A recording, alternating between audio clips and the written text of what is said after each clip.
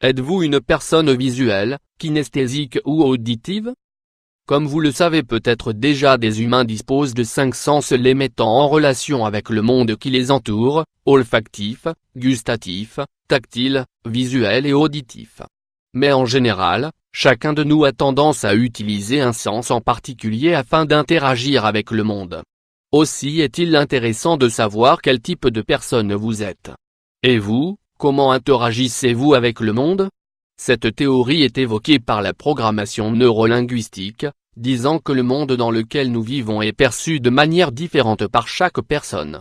En effet, chacun d'entre nous utilise différents sens, le plus en relation avec notre personnalité. C'est un point de vue curieux qui vaut la peine de prendre en compte afin de nous connaître un peu mieux.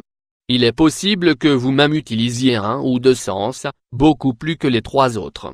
Il est aussi intéressant de savoir que ce point de vue est en relation avec notre prédominance cérébrale, c'est-à-dire que certaines personnes utilisent beaucoup plus le côté gauche que le côté droit, et vice-versa. Les personnes utilisant plus le côté gauche, par exemple, sont plus empreintes à la logique et avoir une obsession pour l'ordre. À l'inverse, si vous utilisez beaucoup plus la partie droite, vous serez alors plus créatif, flexible et innovateur.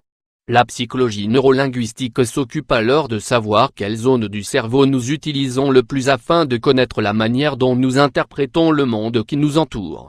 Souhaitez-vous savoir quelle est votre tendance naturelle? Lisez alors cet article afin de savoir si vous êtes une personne visuelle, kinesthésique ou auditive. 1. Les personnes visuelles. Psychologia. Vous faites partie des personnes qui devaient lire ou étudier dans un silence absolu?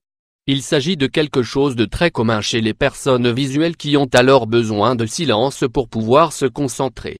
Il est aussi possible que lorsque vous conduisez en écoutant de la musique, vous deviez éteindre la radio si vous commencez à chercher une rue ou un endroit en particulier afin de rester concentré. Ce sont généralement des personnes très énergiques et observatrices. Elles ont le sens du détail et laissent passer peu de choses ayant attrait à l'apparence. Il est plus facile pour elles de mémoriser des images. Ces personnes aiment généralement les parcs ou les forêts pour se relaxer. 2. Les personnes auditives. Vous faites partie de ces personnes qui pensent souvent à voix haute?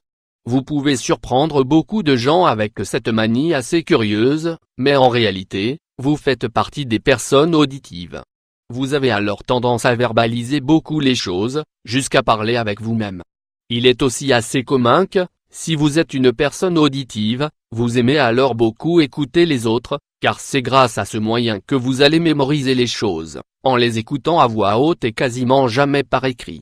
Ce sont aussi des personnes très expressives avec un sens fort de la communication, elles savent très bien s'exprimer et elles aiment écouter les autres. Rien ne leur échappe, elles sont capables de suivre une conversation en même temps qu'elles écoutent de la musique. Elles peuvent faire plusieurs choses à la fois, contrairement aux personnes visuelles qui parfois ont du mal à se concentrer si elles sont stimulées par plusieurs éléments à la fois. 3. Les personnes kinesthésiques. Motion. Vous aimez les travaux manuels? Vous aimez cuisiner, construire, travailler en plein air, planter, cultiver, faire pousser des plantes? Vous faites partie des personnes qui font beaucoup de sport? Alors il est fort probable que vous soyez une personne kinesthésique.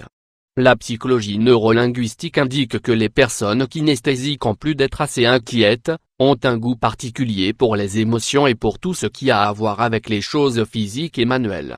Elles font partie des personnes qui aiment expérimenter des choses d'elles-mêmes plutôt que d'en entendre parler. Elles aiment, par exemple, exprimer leurs sentiments en prenant les gens dans leurs bras, en les caressant, ou même en mangeant un repas. Ce sont des personnes proches et tactiles qui, en général, n'ont pas un intérêt très prononcé pour le détail, comme peuvent l'être les personnes visuelles. Elles sont beaucoup plus spontanées et beaucoup moins dans l'introspection ou l'observation.